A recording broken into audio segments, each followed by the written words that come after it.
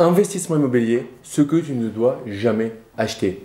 Ou comment faire en sorte de maîtriser le feu de signalisation pour tes investissements immobiliers pour savoir quand il faut surtout ne pas y aller et ne pas acheter. Bonjour à tous, ici Damien Lamy, votre formateur professionnel, ancien banquier. Je vous accompagne pour créer des investissements rentables et sécurisés.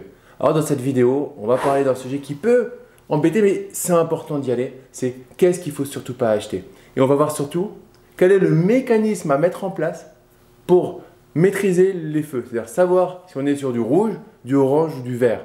Du vert, on peut foncer, du orange, attention, et du rouge, stop, on n'y va pas. Mais avant de commencer cette vidéo, je vais vous inviter à vous abonner à la chaîne pour rejoindre la première communauté en France des investisseurs lucides et qui ont compris qu'on ne devenait pas rentier immobilier en seulement 3 mois. Alors, qu'est-ce qu'il ne faut surtout pas faire? Premier niveau, c'est assez simple. Ce qui est pour moi un feu rouge catégorique, c'est de vouloir faire de l'immobilier à des fins de fiscalité. J'ai des gens qui me disent encore, Damien, je veux investir dans l'immobilier pour réduire mon impôt en tant que salarié, mon impôt du travail. Et je crois que là, il y a un raccourci. Vous avez compris là où je vais vous amener, Pinel, ou les mesures de défiscalisation. Alors on va faire de la masse, hein, mes amis. Dans 95% des cas, ça va être une arnaque. Une arnaque où vous allez en tout cas être à l'équilibre et croire que vous gagnez de l'argent pendant quelques années pour au final revenir complètement à l'équilibre. Donc la première chose à éviter dans l'investissement immobilier, c'est d'aller acheter à des fins de défiscalisation.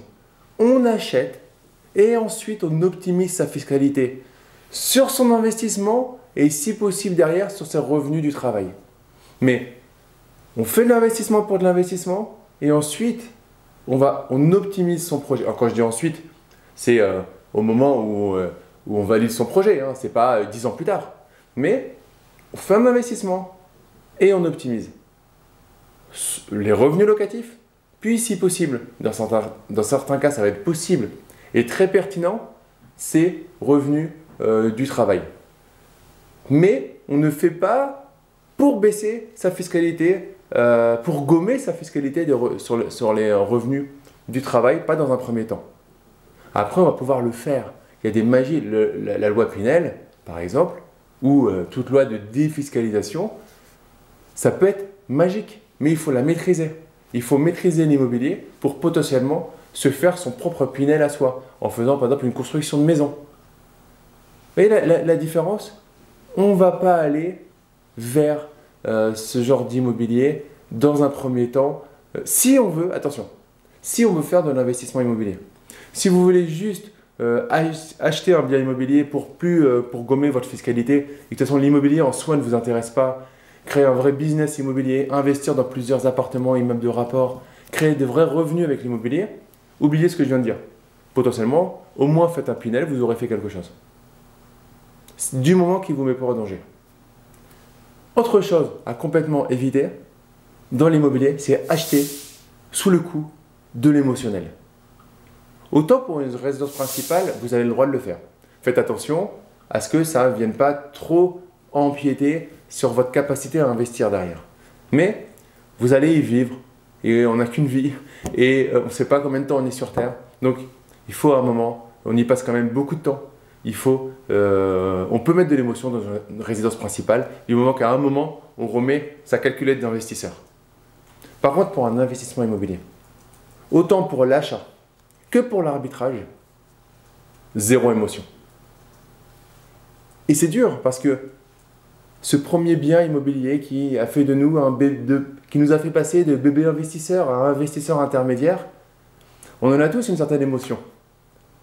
Mettez-moi en commentaire d'ailleurs si vous avez déjà investi dans l'immobilier. Est-ce que vous êtes débutant, intermédiaire, confirmé? Mettez-moi ça en commentaire, c'est toujours intéressant pour moi pour pouvoir répondre au plus près de vous, de savoir quel est votre niveau par rapport à ça. Mais c'est de l'émotion. On n'achète pas, on n'arbitre pas en investissement immobilier sur de l'émotion. Vous avez vu beaucoup d'investissements Et celui-là, il est mieux que les autres.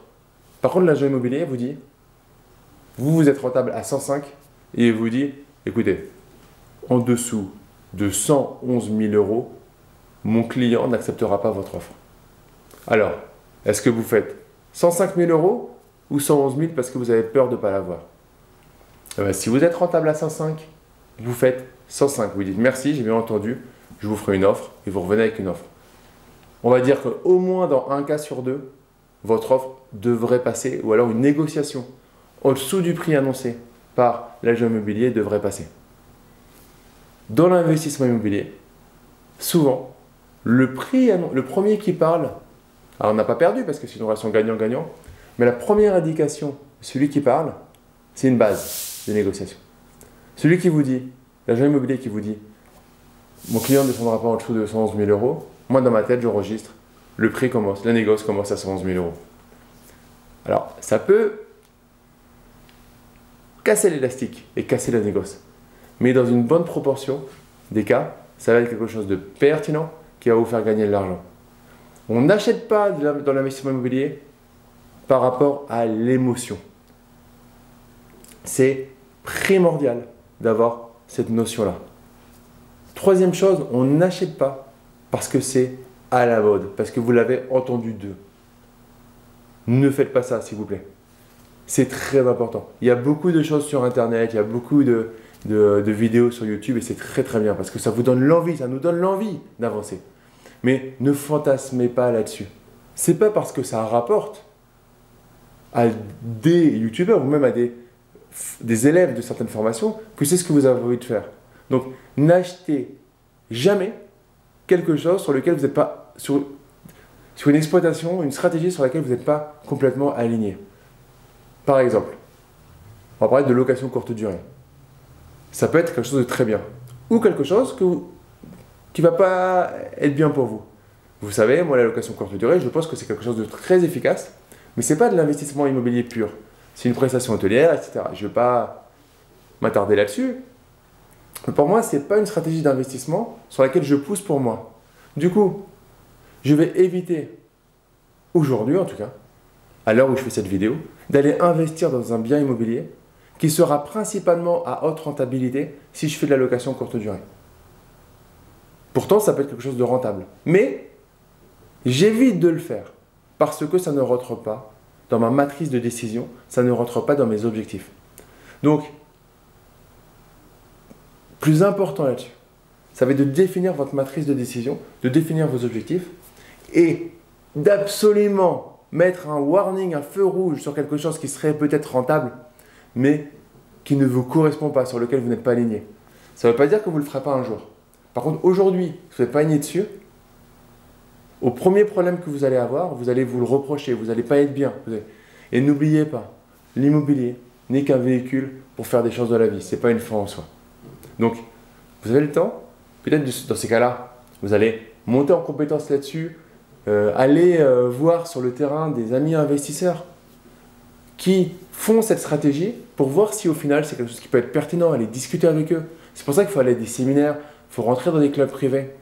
Dans notre club privé, Immo Rentable et Sécurisé, avec nos formations, les gens qu'on accompagne, il y a toutes les stratégies immobilières qui sont utilisées, qui sont mises en place. Du coup, vous verrez des gens qui sont n'importe où en France, ou dans les dom-toms, et qui investissent dans la stratégie que vous aimez, et une stratégie que vous n'aimez pas encore, mais vous pourrez aller leur poser des questions pour savoir si c'est intéressant, pour savoir comment ils font, etc., etc. Le but, c'est de progresser ensemble. C'est ce qu'on voit dans nos programmes. D'ailleurs, si ça vous intéresse de nous rejoindre à l'intérieur de nos programmes, alors vous pouvez prendre un rendez-vous avec mon équipe et on verra comment faire. Nos formations, elles sont éligibles au CPF, éligibles au financement de type OPCO, FAF, en gros par rapport à ça. Si vous êtes intéressé pour travailler avec nous et que vous êtes soit salarié, soit entrepreneur, en profession libérale, en gros que vous travaillez, alors il y a forcément un fonds de formation sur lequel vous serez éligible pour prendre en partie l'ensemble de la formation, ou une partie de la formation. Donc,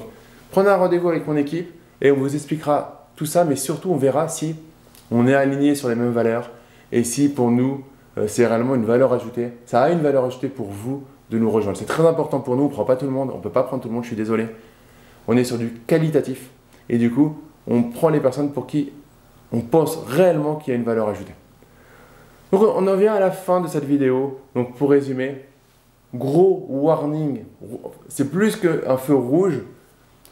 Si vous faites de l'immobilier à des fins de baisser la fiscalité de votre travail du salaire, et c'est l'objectif principal que vous avez, alors pour moi, vous faites une erreur. Il ne faut absolument pas aller là-dessus dans l'immobilier. Il faut le travailler dans un deuxième temps. Donc deuxième point, ne mettez pas l'émotionnel dans votre achat. Évitez absolument l'achat émotionnel ou l'arbitrage dans votre patrimoine de façon émotionnelle. Et numéro 3, n'allez pas sur une stratégie dans laquelle vous n'êtes pas réellement aligné. Dans ce cas-là, n'achetez pas pour l'instant, temporisez sur ces stratégies, renforcez vos positions sur les stratégies sur lesquelles vous êtes aligné et allez vous ouvrir à ces stratégies-là. Voilà, on en a fini pour cette vidéo. Donc mettez-moi un gros like, abonnez-vous à la chaîne pour rejoindre des milliers d'investisseurs déjà abonnés et nous on se retrouve très vite pour une prochaine vidéo. Ciao!